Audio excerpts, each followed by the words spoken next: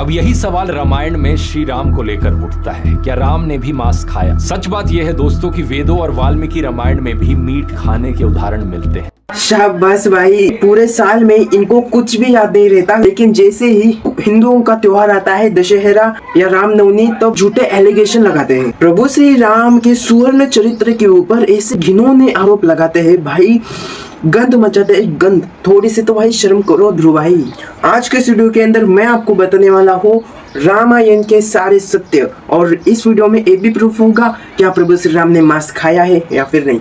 तो चलिए दोस्तों वीडियो को स्टार्ट करते हैं। ये श्लोक प्रभु हनुमान जी सीता से अशोक वाटियों में कहते हैं कि ना कभी प्रभु श्री राम ने मांस खाया, ना ही कभी भी प्राणी को मारा। प्रभु श्री राम अपने वनवास में कंद फल खाकर ही रहते हैं। उस समय पे भगवान हनुमान ने सीता को कहा था। प्रभु श्री राम वनवास में जाने से पहले उनके माँ के सामने एक प्रतिज्ञा लेते हैं कि मैं अपने पूरे वनवास में फल कंद खाकर ही जीवन जीऊंगा। इवन सीता भी कहती है कि मैं अपने पूरे वनवास में कंद मूल और फल ही खाऊंगी। प्रभु श्री राम सीता से कहते हैं कि हमें पूरे के पूरे वनवास में फल खाकर ही जीना पड़ेगा और वन के कष्ट सहने हैं। इसके ऊपर प्रभु श्री राम को सीता कहती है कि आप जो भी मुझे खाने के लिए दोगे, फल मूल ये सब, तो मैं उसे अमृत की तरह खाऊंगी। एक जगह पे लक्ष्मण प्रभु श्री राम से ये कहते हैं मैं आपको वनवास में फल कंद और मूल मैं आपको लाऊंगा। एक दिन दशरथ से प्रभु श्री राम ये कहते हैं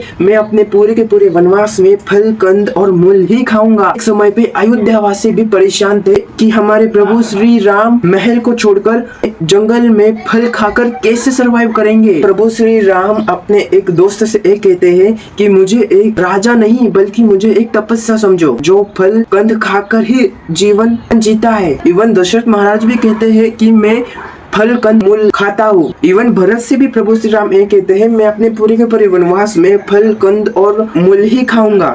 इवन राक्षसों से भिड़ते हुए भी प्रभु श्री राम ने एक कहा था कि हम फल कंद खाने वालों को हम नहीं मारेंगे। वनवास में जाने से पहले प्रभु श्री राम अपने गुरु ऋषि से मिलते हैं, तब प्रभु श्री राम अपना इंट्रोडक्शन देते समय भी यही कहते हैं कि वे पूरे पूरे वनवास में फल कुंद और मूल ही खाएंगे। प्रभु श्री राम अपनी प्रतिज्ञा कभी भी झूठी नहीं लेते। प्रभु श्री राम ने अपनी प्रतिज्ञा सीता, भरत, दशरथ, ऋषि मुनि, अपनी माँ, ब्राह्मण, इन सब के सामने प्रभु श्री राम ने प्रतिज्ञा ली थी कि मैं अपने पूरे के पूरे वनवास में कभी भी मांस नहीं खाऊंगा। एवं प्रतिज्ञा देते समय प्रभु श्री राम ने ये भी कहा था कि मैं अपना जीवन गवा दूंगा लेकिन कभी भी मांस नहीं खाऊंगा। इवन महाभारत में भीष्म भी कहते हैं कि प्रभु श्री राम ने अपने पूरे के पूरे वनवास में कभी भी मांस नहीं खाया। अगर आप संस्कृत पढ़ोगे तब आपको मांस के दो मीनिंग मिलेंगे। पहला मांस का मीनिंग संस्कृत में होता है प्राणियों का मांस, और दूसरे मांस का मतलब होता है फल का मांस। ऐसे जर्मन शेपर्ड एक मांस का गलत मीनिंग निकाल रहे हैं। सीता जी गंगा को मीट ऑफर कर रही हैं। ये वाल्मीकि रामायण का अयोध्या कांड अध्याय 52 श्लोक 89 है। सीता देवी रिवर गॉडेस गंगा को कसम देती हैं कि वे मांस, चावल और वाइन के 1000 मर्तबान ऑफर करेंगे। आप कभी सोच भी सकते हो क्या भाई, कभी सीता मांस से गंगा नदी की पूजा करेगी? कभी आप सोच सकते हो क्या?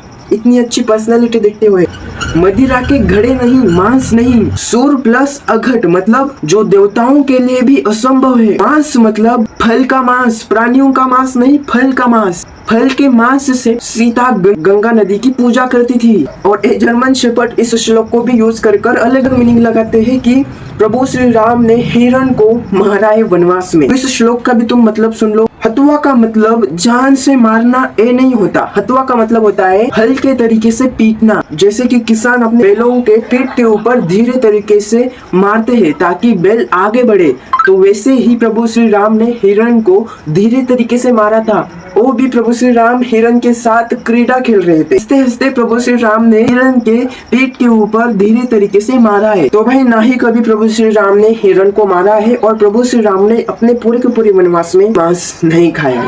इस श्लोक में भी जर्मन शेपर्ड गड़बड़ करके बैठे। मांस हत्यो मतलब मांस लाओ ये नहीं होता इसका मीनिंग। हत्यो मेरे पास लाओ मतलब हिरण को मेरे पास लाओ। जर्मन शेपर्ड ध्रुव राठी एक शब्द लेता है और उस शब्द का गलत मीनिंग लोगों को बता देता है। तो प्रभु श्री राम ने अपने पूरे के पूरे वनवास में कभी भी मांस नहीं खाया और कभी भी प्रभु श्री राम ने किसी भी प्राणी को नहीं मारा। जर्मन शेपर्ड ऐसे ही टारगेट करेंगे हिंदू धर्म को। और मेरे भाई एक ध्रुव राठी पता नहीं क्यों बार बार हिंदू धर्म को टारगेट करता है। मत करो भाई, एक ही धर्म को टारगेट मत करो प्लीज। ध्रुव राठी खुद हिंदू है, लेकिन हिंदू होने के बावजूद भी एक बंदा हिंदू धर्म को टारगेट कर रहा है। बताओ अभी क्या बोलने का इसको। बाकी ये वीडियो आपको इन्फॉर्मेटिव लगी तो प्लीज लाइक कर देना और कमेंट बॉक्स में लिख देना जय श्री राम।